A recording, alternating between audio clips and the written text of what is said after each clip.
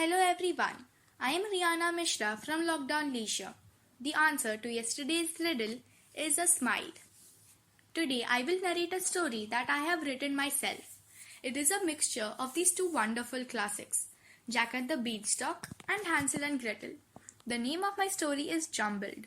So what are we waiting for? Let's begin. Hansel and Gretel's family were poor and had shortage of food and drinks. So they abandoned their children and told them that if they wouldn't bring anything valuable enough, they would not be allowed in the house. There they were, Hansel and Gretel, left alone in the middle of the woods.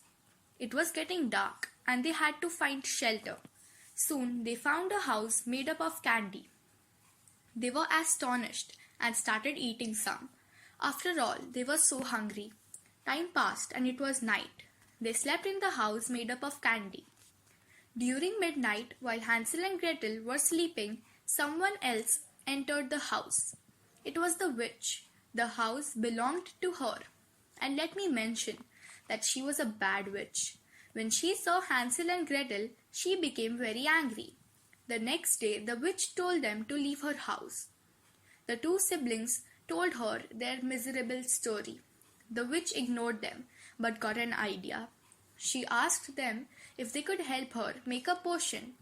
They agreed, but as soon as they almost finished making the potion, the bad witch locked Hansel in a cage and forced Gretel to drink the potion. Gretel had a feeling that the witch had bad intentions. A young boy named Jack was seeing all this from the witch's window. He quietly entered the house through the window, and while the witch was stirring her potion, he pushed her into the cauldron. Gretel unlocked the cage and they made a run for it.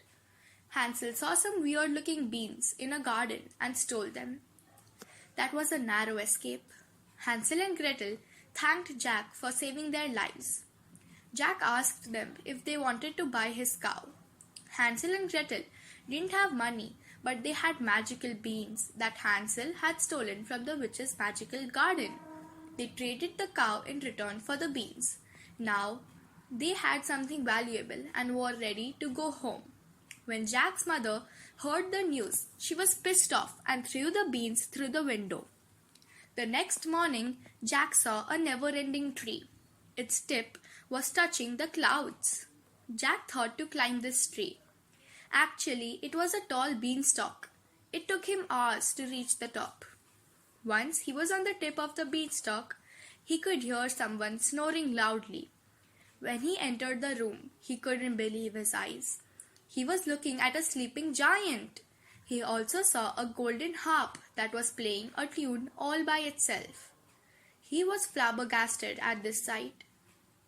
He thought that if he would take the magical golden harp and sell it in the market, then he and his mother would become very rich. He tiptoed near the harp and took it. Suddenly, the harp started screaming loudly. "Master, this little boy is trying to steal me. Please help me." All of a sudden, the giant woke up and started chasing the boy. Jack started climbing down the beanstalk as fast as he could. Soon he reached the ground. The giant was far behind. He ran into the woods, screaming for help. He met Hansel and Gretel in the woods. They told him that they had lost their way home. Jack felt sorry for them and told them what had happened. The two siblings got an idea, but for that they needed an axe. Jack ran back to his house and returned with an axe in his hand. Hansel and Gretel borrowed the axe and started cutting the tall beanstalk. The giant was gaining his speed, and soon he would be on the surface. But they were successful, and the beanstalk fell on the ground with a thud. The giant, who fell from such a height, had no chances to survive and was dead. Jack's mother heard the whole tale and was proud of her son for saving Hansel and Gretel's lives. She was also thankful to the siblings. Now that they were going to be rich after selling the magical harp in the market, Jack's mother asked Hansel and Gretel if they could live with them. The two siblings had a grin on their faces, and the family lived happily ever after. Hope you all liked this twisted tale of two lovely classics. Now it's riddle time. What's something that's easy to see but hard to look at? If you know the answer to this riddle, share it with us on our email ID lockdownleisure2020@gmail.com. If you want to share your story in your voice, then please get in touch with us on the same email address. Don't forget to listen to our next podcast with answer to today's riddle. Bye!